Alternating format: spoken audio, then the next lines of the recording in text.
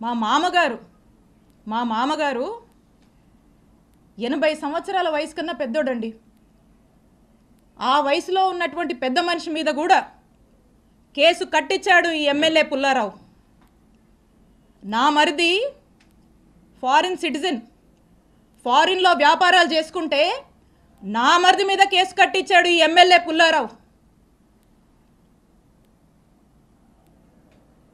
నాకేనా కుటుంబం ఉంది? మీకు లేదా కుటుంబం?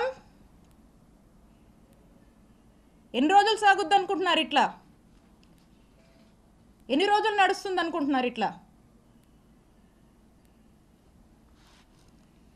నేను ఇక్కడ మీకు ఒక్కటే చెప్పాలనుకుంటున్నా. ఈరోజు నా కుటుంబాన్ని, మా వైఎస్ఆర్ కాంగ్రెస్ పార్టీ నాయకుల్ని, కార్యకర్తల్ని మీరు ఇబ్బంది పెడతా ఉన్నారు. పుల్లారావు గారు, మీకంటూ ఓ రోజు వస్తుంది, గుర్తుపెట్టుకోండి.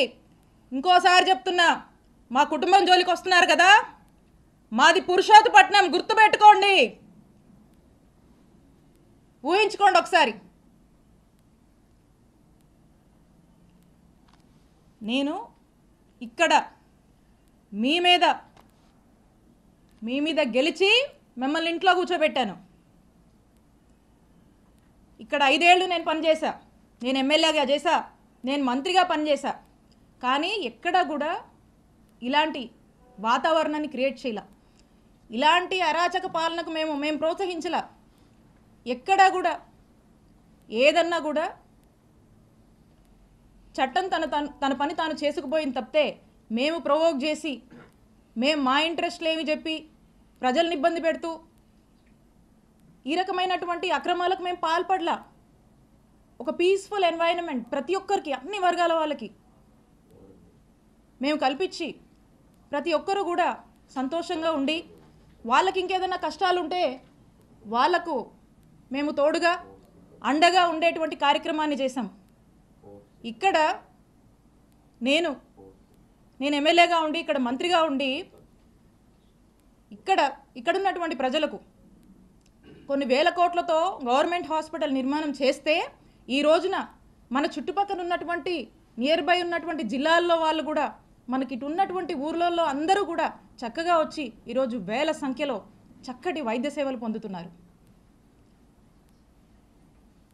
ఎప్పుడో చిరకాలపు కలగా ఈ చిలుకూరుపేట ప్రాంత ప్రజల కలగా ఏదైతే బైపాస్ ఉందో, ఆ బైపాస్కి సంబంధించి ఏదైతే ల్యాండ్ ఎక్విజిషన్లో భాగంగా రైతులకు డబ్బులు రావాల్సి ఉందో, ఆ డబ్బులను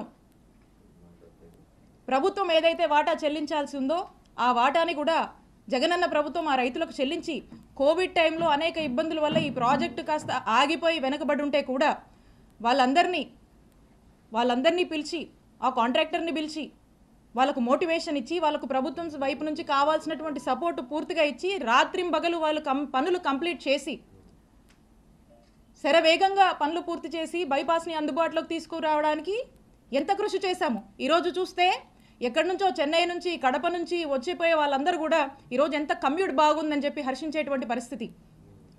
ఈరోజు ప్రతి ఒక్కరు కూడా యాక్సిడెంట్లు తగ్గి సంతోషంగా ఉన్నటువంటి పరిస్థితి. అలాగే చిలకలూరుపేట పట్టణ ప్రాంతానికి సంబంధించి